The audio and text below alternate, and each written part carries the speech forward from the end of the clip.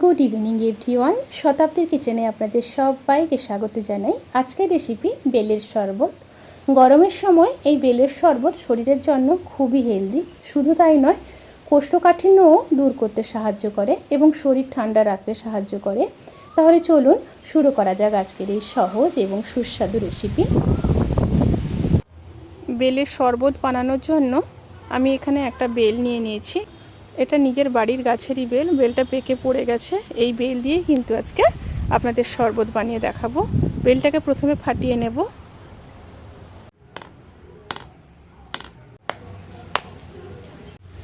বেলটা ফাটিয়ে নিয়েছি। এরপর বেল থেকে পাল্পগুলোকে বের করে নেব।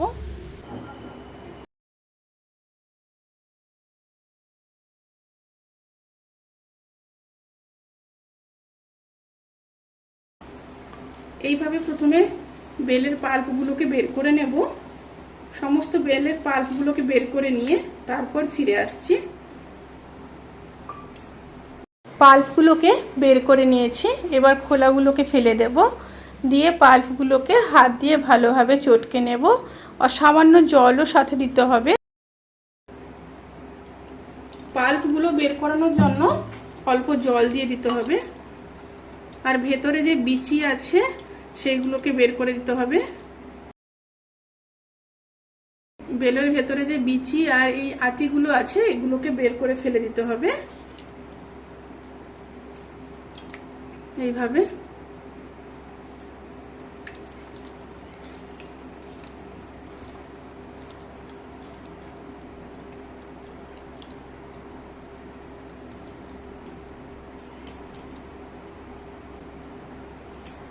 বেলের পাল্পটা ভালোভাবে বের করে নিয়ে তারপর ফিরে আসছি।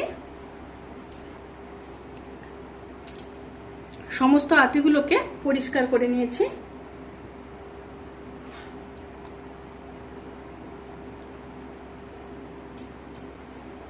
এবার দিয়ে দেব দুধ। এখানে আমি দুজনের মতো করছি, তাই 2 বোল দুধ দেব। এখানে আমি দুধটাকে ফুটিয়ে ঠান্ডা করে নিয়ে ফ্রিজে 4-5 ঘন্টার জন্য রেখে দিয়েছিলাম। অবশ্যই কিন্তু ঠান্ডা দুধ ব্যবহার করতে হবে। আর চিনি দিয়ে দিচ্ছি পরিমাণ মতো। যেভাবে মিষ্টি খেতে পছন্দ করেন সেইভাবে চিনিটা দেবেন। আর দিয়ে দিচ্ছি একটা গন্ধরাজ লেবুর পাতা। দিলে স্মেলটা খুব ভালো আসে। চেষ্টা করবেন একটু গন্ধরাজ লেবুর পাতা দিতে। এবার সব উপকরণগুলোকে খুব ভালোভাবে মিশিয়ে নেব।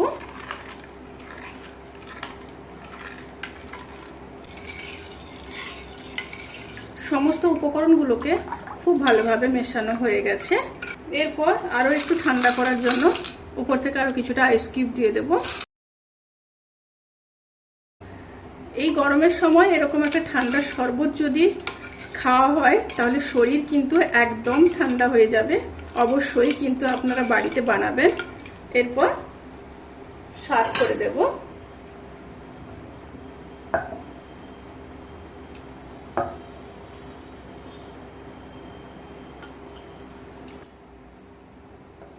শরবত কিন্তু স্বাদ করার জন্য একদম রেডি।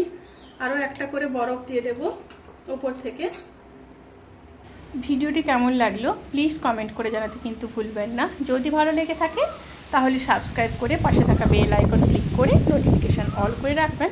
তাতে করে আমি যত রেসিপি দেব সমস্ত লিঙ্ক আপনাদের কাছে পৌঁছে যাবে।